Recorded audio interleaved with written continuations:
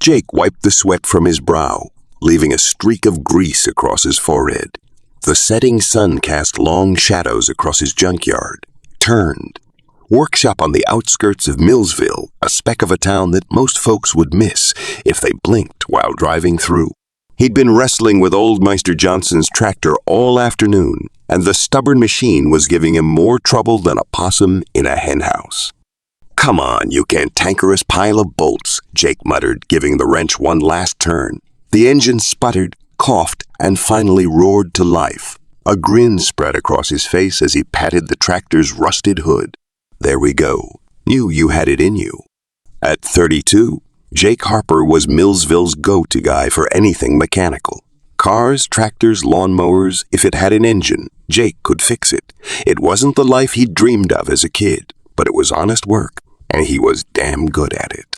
As he began cleaning up his tools, a strange humming filled the air. At first, Jake thought it was just his ears ringing from the tractor's engine. But the sound grew louder, accompanied by a vibration that set his teeth on edge. He looked up, expecting to see a low-flying plane or maybe a military helicopter. It wouldn't be the first time they'd run drills in the area. What he saw instead made him drop his wrench. A sleek, silvery object was descending from the sky, its surface shimmering like mercury in the fading daylight. It was roughly the size of a school bus, but shaped like nothing Jake had ever seen before. As it got closer, he could make out what looked like windows and some kind of propulsion system at the rear. "Well, I'll be damned," Jake whispered, his heart pounding. "That ain't from around here." The craft touched down at the far end of the junkyard, kicking up a cloud of dust. For a moment, everything was silent. Jake stood frozen, half hidden behind the tractor, unsure whether to run, hide, or go introduce himself. Before he could decide, a seam appeared in the side of the craft. With a soft hiss, a ramp extended to the ground. Jake held his breath, his mind racing with possibilities. Would it be little green men? Tentacled monsters? Robot overlords? What emerged from the craft was none of those things. Instead, 3 figures stepped out, unmistakably female, but definitely not human. They were tall, easily 7 feet, with skin that seemed to shimmer with an iridescent quality. Their faces were ethereally beautiful, with large, almond-shaped eyes that reflected the colors of the sunset. Jake's jaw dropped. In all his years of tinkering with machines, he'd never imagined he'd be face to face with honest, to God aliens. And certainly not aliens, and certainly not aliens that looked like they'd stepped out of some sci-fi pin-up calendar. One of the alien women spotted him and raised a hand in what seemed like a universal gesture of greeting. Then she spoke, her voice musical and utterly foreign. Jake swallowed hard and stepped out from behind the tractor. "Howdy," he managed, giving an awkward wave. "Welcome to Earth, I guess." The alien women looked at each other, then back at Jake. The one who had waved earlier took a step forward and spoke again. This time, Jake could hear a series of clicks and whistles underlying her melodic voice. "I'm sorry, ladies," Jake said, shrugging apologetically. "I don't understand a word you're saying." The alien woman tilted her head, seeming to consider the problem. Then, she reached into a pouch at her waist and pulled out a small, egg-shaped device. She pressed it to her throat and spoke again. "Greetings, Earth Dweller," came a stilted, robotic voice. "We come in peace and seek assistance." Jake's eyebrows shot up. "Well, I'll be. Is that some kind of universal translator?" The alien nodded, her large eyes blinking slowly. "Affirmative. Our ship has experienced a malfunction. We detected your settlement and hope to find aid here." "A malfunction, huh?" Jake scratched his chin, his curiosity piqued. "Well, I'm no rocket scientist, but I'm pretty handy with machines. Mind if I take a look?" The 3 aliens conferred briefly, their own language, a symphony of musical tones. Finally, the spokeswoman turned back to Jake. "We would be grateful for your assistance. I am Zara. My companions are Lyra and Vela. Nice to meet you all. "I'm Jake," he replied, tipping an imaginary hat. "Now, let's see what we're dealing with here." As they approached the ship, Jake couldn't help but marvel at its sleek design. It was unlike any vehicle he'd ever seen, more like a living thing than a machine. The hull seemed to pulse with a faint blue light. "So, what seems to be the problem?" Jake asked, running his hand along the smooth surface. Zara pointed to a panel near the rear of the craft. "Our propulsion system is malfunctioning. We can achieve lift off, but we cannot generate enough power for interstellar travel." Jake nodded, although he was way out of his depth. "Mind if I take a look inside?" The aliens exchanged glances again, and Jake could sense their hesitation. "I promise I'm just here to help," he assured them. "Scout's honor." After a moment, Zara nodded. "Very well. Please follow me." As Jake stepped into the ship, he felt like he'd walked into a dream. The interior was bathed in a soft, pulsating light. Organic-looking consoles lined the walls, covered in symbols and readouts he couldn't begin to understand. "This is something else," Jake whispered, his eyes wide with wonder. Lyra, the tallest of the three, guided him to a section at the rear of the ship.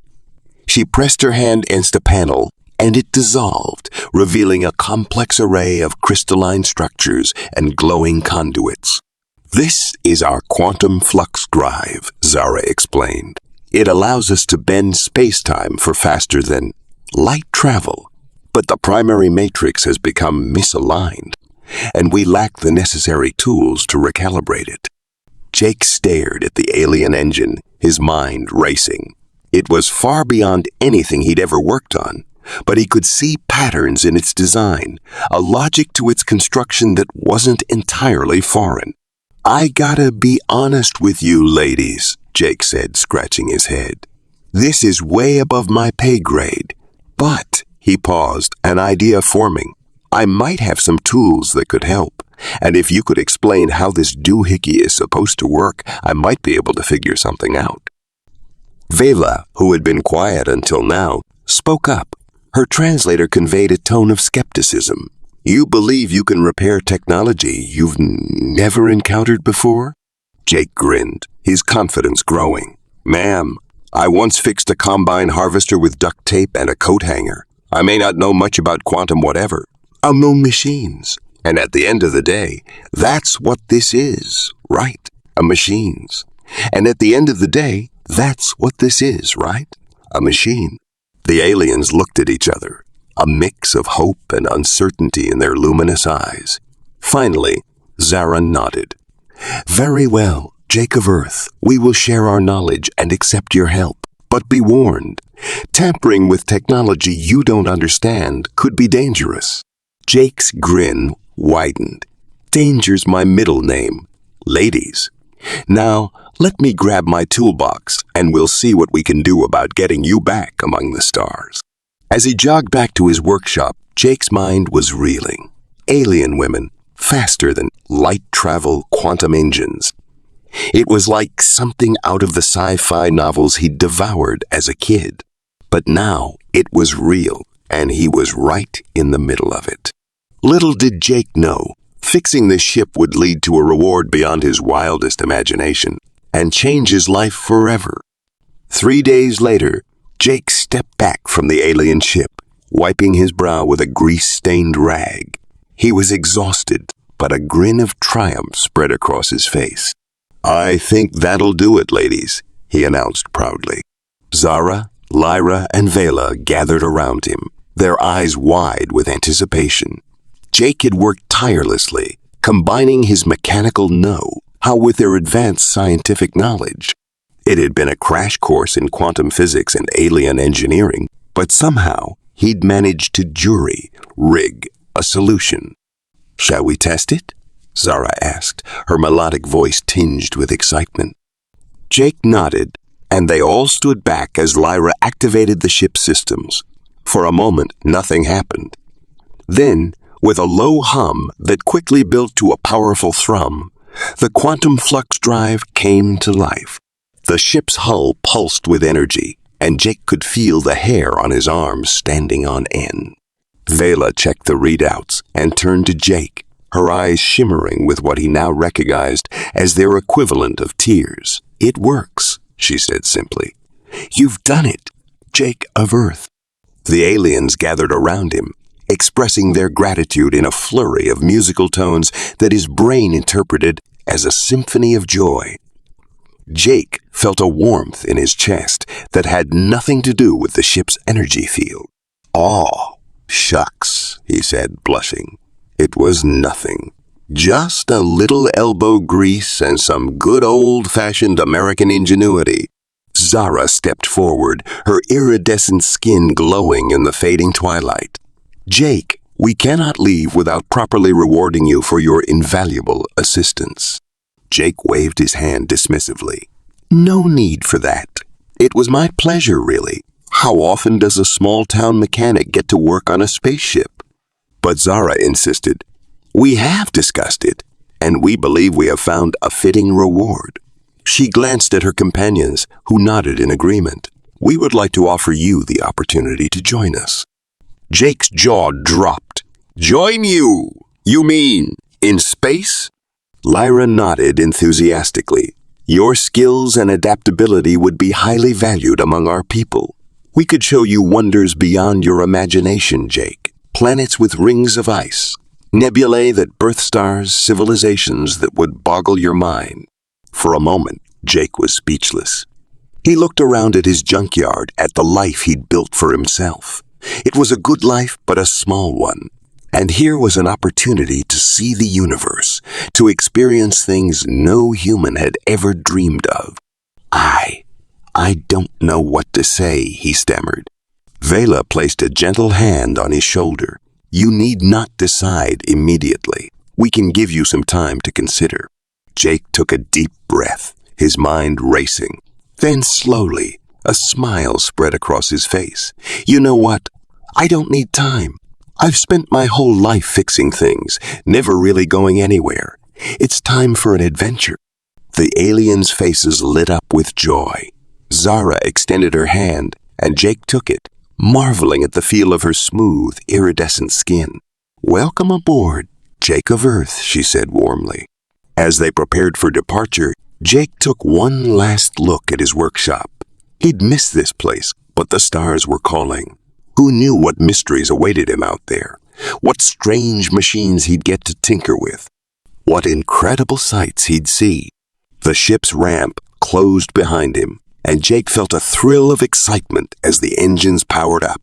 As they lifted off, leaving the small town of Millsville far below, Jake couldn't help but laugh. "Now this," he said to himself, "is one heck of an unexpected reward." The alien ship streaked into the night sky, carrying Jake towards a new life among the stars. And back on Earth, for years to come, folks would tell the tale of the local mechanic who fixed an alien ship and vanished into the cosmos, living proof that sometimes the most extraordinary adventures begin in the most ordinary places.